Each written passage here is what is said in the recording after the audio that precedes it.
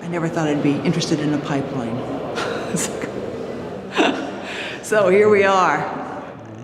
There's a distribution line. There's a transition line. There is something you got to do to get the gas from the well into the home.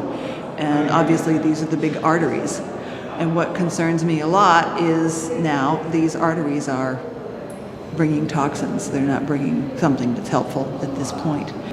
The methane studies are fascinating because they're really all about how the pipes connect us and how vulnerable we are. We think, we create this technology, we put it underground, and we secure ourselves away from it. But actually, the pipe is kind of like a blood vessel that circulates through our system.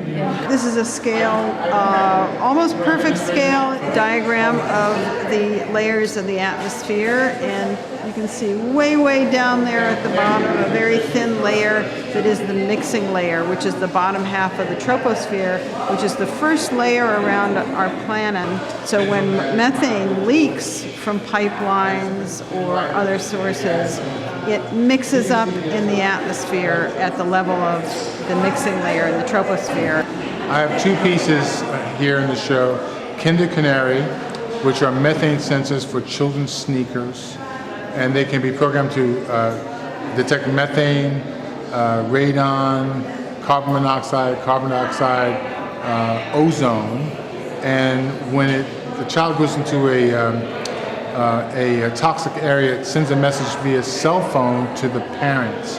When Ruth and Becca came to me and talked about it, it's obviously really important because not only is the gas leaking in the pipelines in the city because it's so old, but in 2 years it's possible that they'll be fracking the shale gas upstate, which contains radon, and if the radon is then transported down here in leaking pipelines, we'll all be radiated, and it'll be very serious.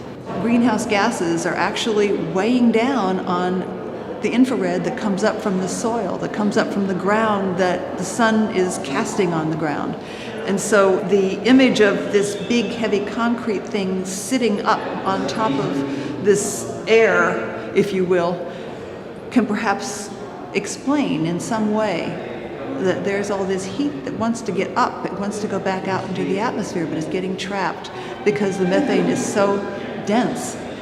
The gas safety photograph is an incredible image, but it really tells the story about how much methane is leaking in the home where we live.